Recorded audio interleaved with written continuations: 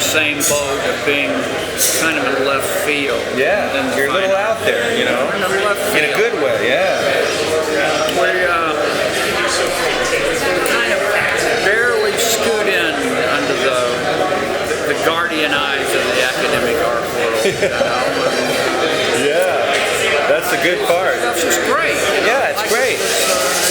Color and personality and certain sophistication, but yet it's not stuffy. I can't say enough good about Todd White.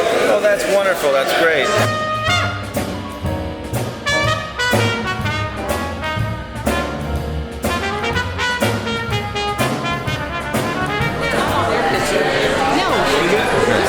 That is the first delicate sculpture I've signed. There it is. That's great. Thank you so much. Thank you. I appreciate it. Thank you for supporting me. Oh, yeah.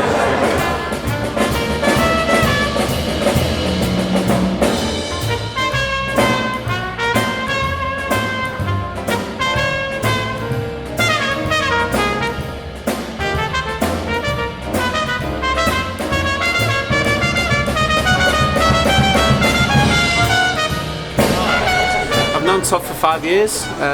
We met 5 years ago, and we were looking to represent him in the UK.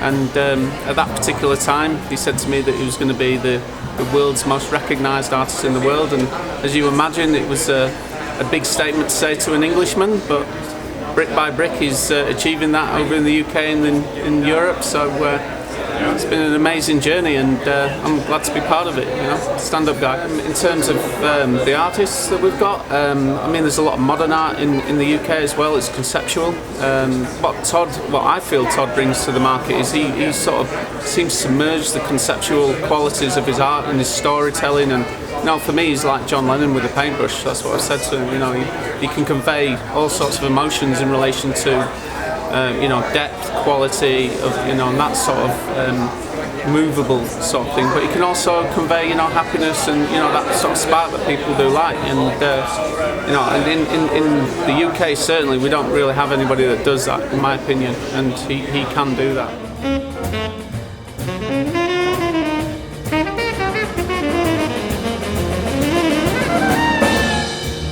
As I've grown and as I've gotten better as an artist, because I don't think I'm that great of an artist. I'm not a great painter. I'm an okay painter, and I'm a pretty good draftsman. I can draw well, and I'm a pretty good storyteller. But I think I do all three really well, and somehow it comes out in the work.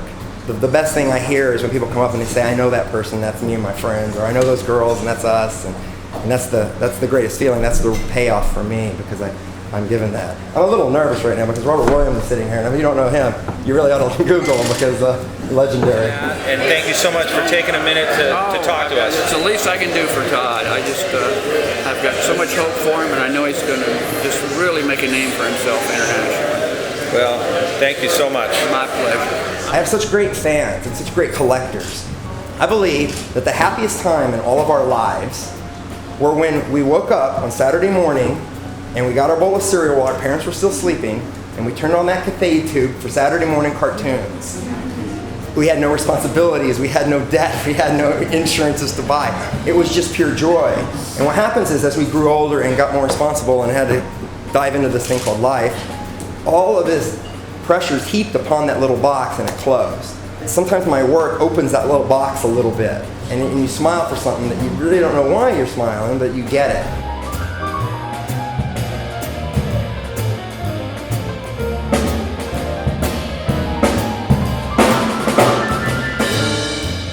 I know it sounds like it's a real general term, but I think what people do is they identify with individual paintings. I mean, I can look around and I can identify with some, and I find that other people can identify with others, and they see either themselves in it or they see other people in it.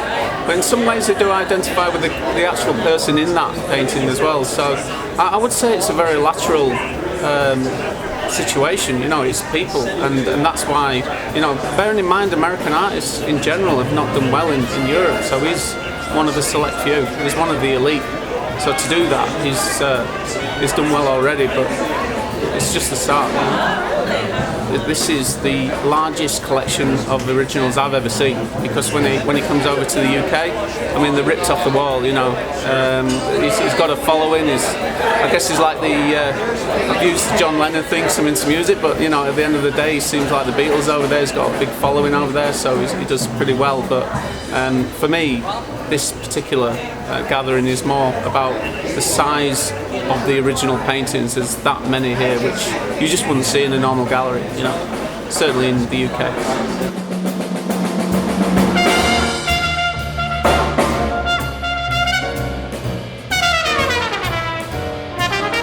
And he was actually coloring before he was crawling. So I knew always. He always had an eye for art. And he would watch me paint or watch me draw, and his little eyes would just twinkle, you know, and he'd just watch and stare. So always.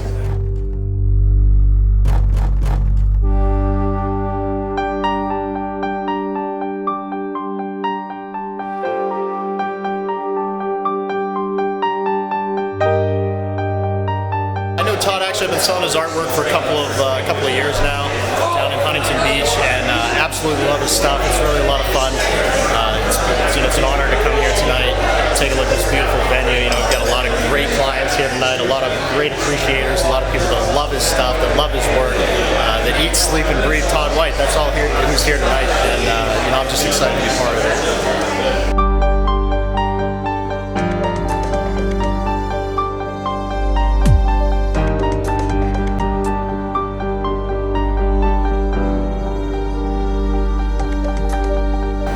Only sleep 4 hours a night, but if we can find a way to cut that back a little bit and increase your productivity, oh gee, the results would be fantastic. I'm thinking maybe meds, but perhaps yoga.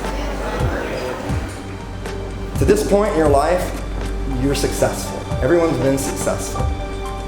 But how many of us at the end of the day are going to do something really great? Look, let's be honest, it's not the government's job to try to bring arts into the schools, whether it be music, whether it be art and drawing. And every one of us at one point in our lives was an artist. Every one of us colored in coloring books. Every one of us drew. And when we saw the teacher come in that day and say, you know, pull out your crayons, you knew, oh, today was going to be good, you know?